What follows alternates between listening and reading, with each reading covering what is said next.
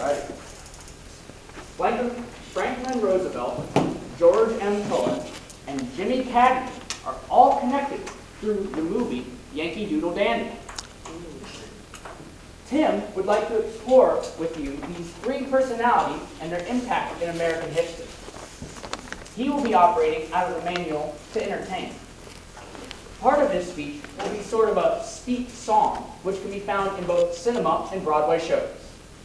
Would you please welcome Tim Conyers' speech entitled Off the Record. Tim Conyers. Thank you. Franklin Roosevelt was in office for 12 years. He guided our country through the years of the Depression and World War II, all the while being handicapped. Most Americans didn't know it. In fact, the reason why is because the press would not report a lot of the personal things that they do now with public figures. I mean, now if you think about it, it shows up on social media about a millisecond later. Isn't that the way it goes? Well, with him, they were considerate in that regard, but quite a figure as an American president, for sure. The next character today is George M. Cohan. Now, if you've gone to Times Square and you've gone in the theater district there, you will see a statue of George M. Cohan. You may wonder, well, who is George M. Cohan? Well, he was the great Broadway song and dance man from years gone by. Really the first big one, before Rodgers and Hammerstein, for instance. And he's the only one that has a statue there in his line of work in New York City. And he wrote many shows, wrote many songs that have become standards in American pop music over the many decades. Yankee Doodle Dandy, Give My Regards to Broadway, or Your Grand Old Flag. And he wrote songs, and he wrote the libretto, he wrote the blocking, and a lot of different things. And he also starred in the show of many of these shows that he did. We're going to talk about one of them in just a moment, which is called I'd Rather Be Right, in which case one of the songs is a spoof on Franklin Roosevelt called Off the Record. The third character today is Jimmy Cagney. Now, he was an American actor who made his fame in mostly gangster movies. And interesting enough, midway through his career, somehow it got out that he was somehow connected to the Communist Party. You remember that debacle we had in our American history? Well, he wanted to be a part of an all-American movie, so for once and for all settle that he was definitely, solidly all-American and that sort of thing.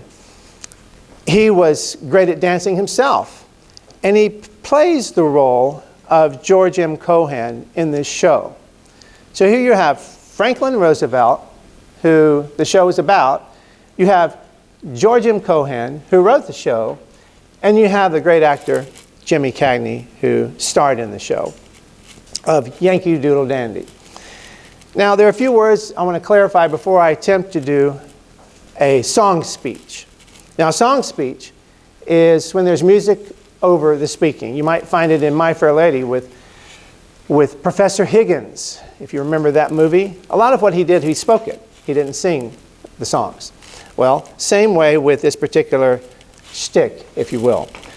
2 or 3 words to give clarification. One, icky. Now we think of icky today as being something that's yucky, right? Icky. Well, it could also mean a person or things that they do and that sort of thing. Another one is Hyde Park. Now, that's his home up in upstate New York, Hyde Park. And then the other one is Lafayette, and that comes in near the end. Lafayette was the French general who helped the United States win their fight for liberty in the American Revolutionary War. So you will hear those.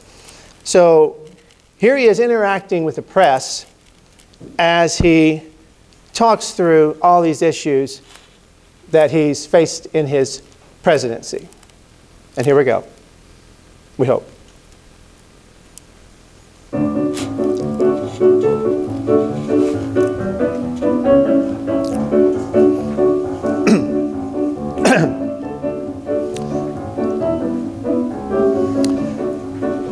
It's really a wonderful job for folks like George, Abe, and me too, It's great to shake hands with a mob and to hold every kid on your knee too. Every word that I speak goes in the headlines. When I speak, all the papers hold their deadlines. When I've found a way of dropping a hint or a glint of the truth that the boys cannot print. For instance,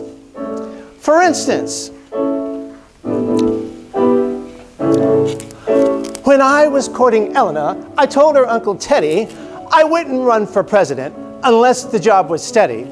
Don't print it, strictly off the record. We entertained the royalty, but we were never flustered. We gave them Yankee hot dogs with Coleman's English mustard. Don't print it, strictly off the record. It's pleasant at the White House, but I'll tell you how I feel.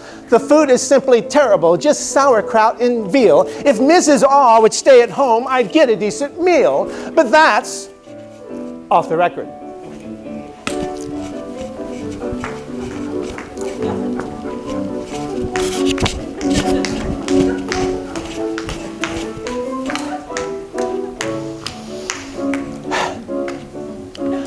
When I go up to Hyde Park, it's not for just to ride there. It's not that I like Hyde Park, but I like to park and hide there. Don't print it, strictly off the record. I sit up in my study writing gags for Mr. Ickes and insults for the gentlemen who love the slip and minkies. Don't print that, off the record.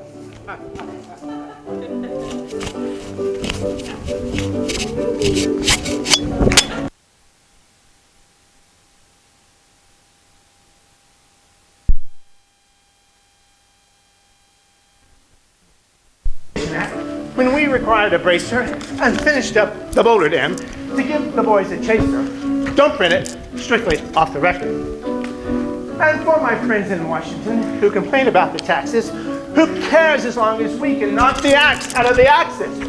Don't print that, strictly off the record. I can't forget how Lafayette had given us our first chance to win our fight for liberty, and now they've taken France. We'll take it back from Hitler and put it in his Japan, and that's for the record.